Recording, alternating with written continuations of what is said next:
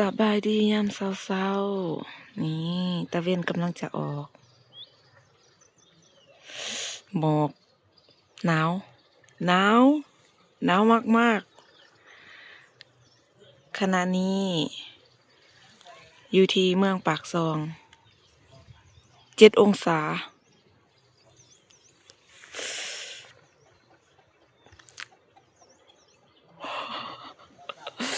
ควันออกจากปากเห็นอยู่วะ บ่เห็นแต่ว่าควันออกจากปากเด้อมื้อนี้เนาะนิดกับหน้าก็สิเดินทางไปวัด33อยู่ที่เมืองปากซองแขวงจำปาสักเนาะมื้อนี้เฮาสิไปไปแก้บนเนาะไปแก้บนกับหน้าแหละเพราะว่าหน้าเราไปบนเรื่องน้องไข่ค่ำผู้ที่เสียเนาะแล้วบัดนี้พอดีว่าพบเห็นศพของน้องไข่ค่ำแล้วก็เลยเราสิไปแก้บนเนาะแล้วคือนิดหันก็สิไปบนเนาะ ไปบนอยู่ที่วัดแห่งหนึ่งเนาะวัดศักดิ์สิทธิ์อยู่ที่หลัก33เมืองปากซองแขวงจำปาสักเด้อพ่อแม่พี่น้องมื้อนี้เฮาสิเดินทางไปเนาะขณะนี้ก็6:30แล้วเนาะ6:30แต่ว่าอากาศนี่คือแบบยังหนาวแห้งเนาะตอนนี้อยู่ที่เมืองปากซองเนาะอากาศอยู่ที่7 องศาเด้อทุกคนเนาะตอนนี้เฮากำลังสิเดินทางออกไปพุ่นแหละเนาะวัด33เดี๋ยวสภาพบรรยากาศทางวัด33สิเป็นจังไดเนาะเป็นวัดศักดิ์สิทธิ์เนาะสภาพบรรยากาศทางนั้นสิเป็นจังไดเดี๋ยวสนิทสิเอาภาพบรรยากาศโดยรวมมาฝากพี่ๆน้องๆเมื่อสุขุสุขคนให้ได้เบิ่งได้ชมนำกันเลยเนาะตามสนิทไปเลยเนาะ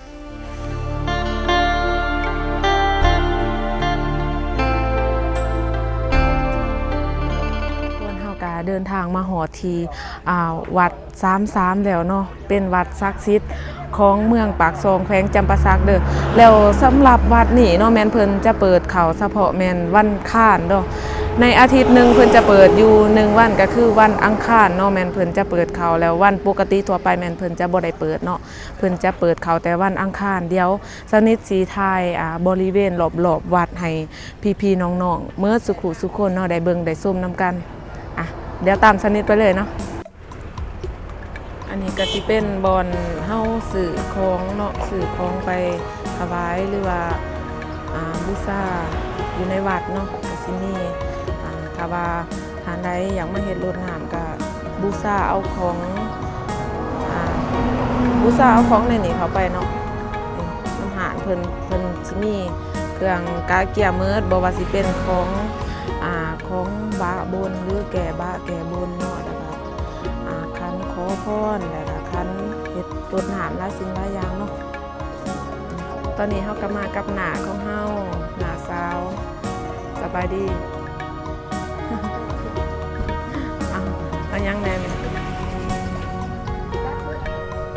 บัดนี้ก็สิให้น้องชายจับกล่องให้เด้อบัดนึงโอเคยึบเฮาสิเอายังล่ะเอาได้แล้วเอาได้อันนี้มันเจิมเนาะเจิมแล้วก็อยากได้ฝายนำเอาฝายผูกแขนแล้วนะได้ฝายแล้วก็สูตรเจิมเนาะเฮาจะเจิมน้ำมันจันอยู่ทางหลังแล้วก็เทียนสูตรรดน้ำแล้วเมื่อนี้ก็60,000 กีบคันตีเป็นเงินไทยก็ประมาณ90 บาทบ่ฮอด100 90 บาทเนาะประมาณนั้นแล้วสำหรับอันนี้แม่นเฮาจะใส่บอลเดียวกันเลยเนาะแทกก่อนเนาะเฮาจะสูตรใส่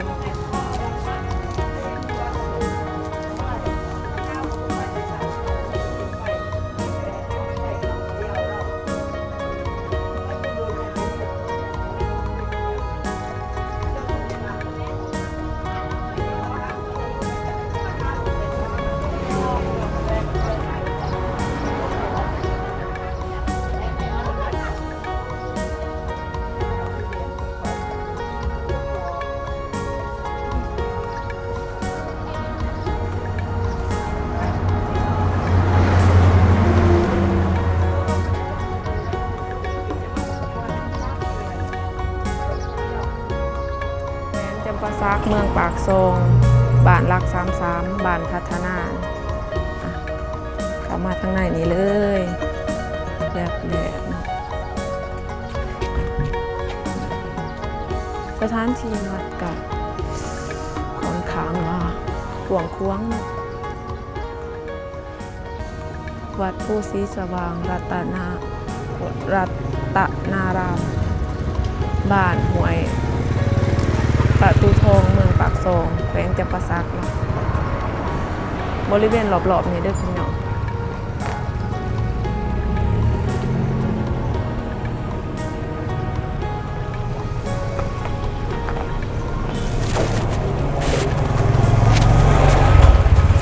เสียงอีสานคือเป็นตะยานแท้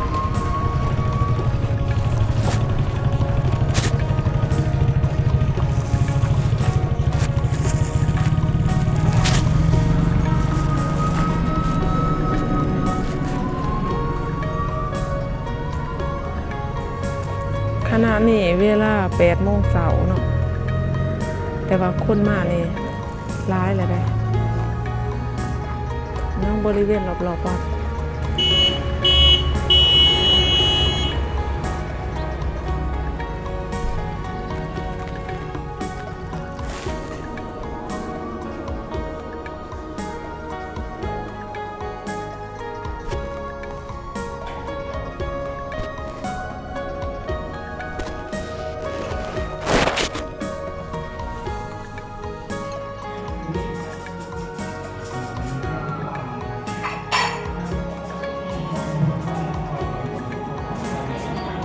การมั่น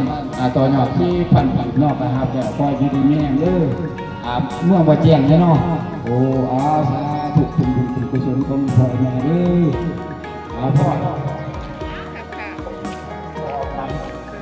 โอ้ยสิก่อนนอกมาบาดขึ้นก่อนคนใดมาต่อยอดที่แจ้งนอกก็ขอให้คุณบุญคุณกุศลของ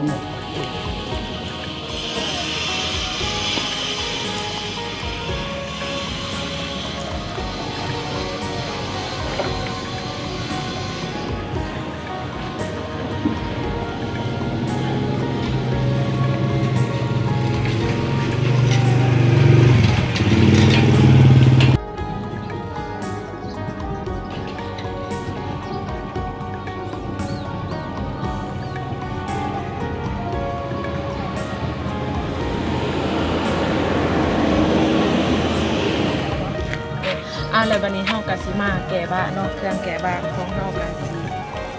มีกดแน่เนาะต้นทุนเงินทุนคำแน่แล้วก็รับข่าวแน่เฮาสิไปอันนี้น้องชายเนาะก็สิไปเฮ็ดพิธี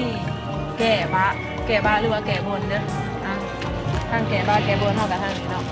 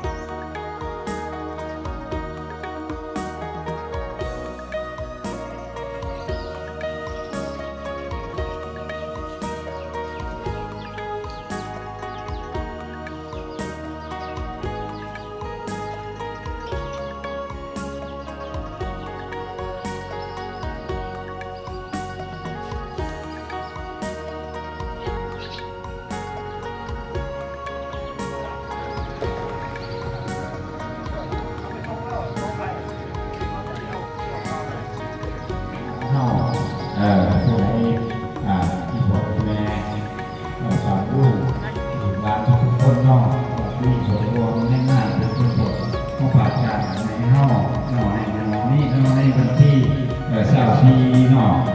ออกใน6 ค่ำเดือน 3เนาะคงกระปันเสาเนาะมาโอ้โหพัฒนาต่อยอดต่อบุญมีส่วนร่วมในงานเป็นผลของพระอาจารย์เนาะขอเชิญเจริญพร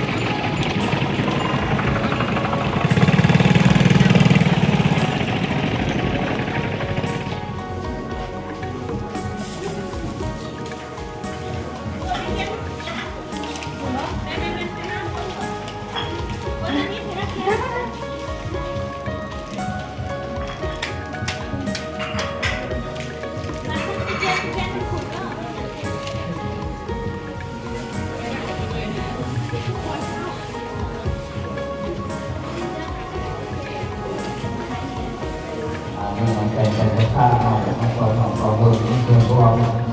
งานตัวตัวเขาฝากกันนี่หนอกเรื่องนี้ไม่ใช่แต่ไม่โซ่ไม่มีใจเยอะค่ะว่าให้ใจเกียรติไว้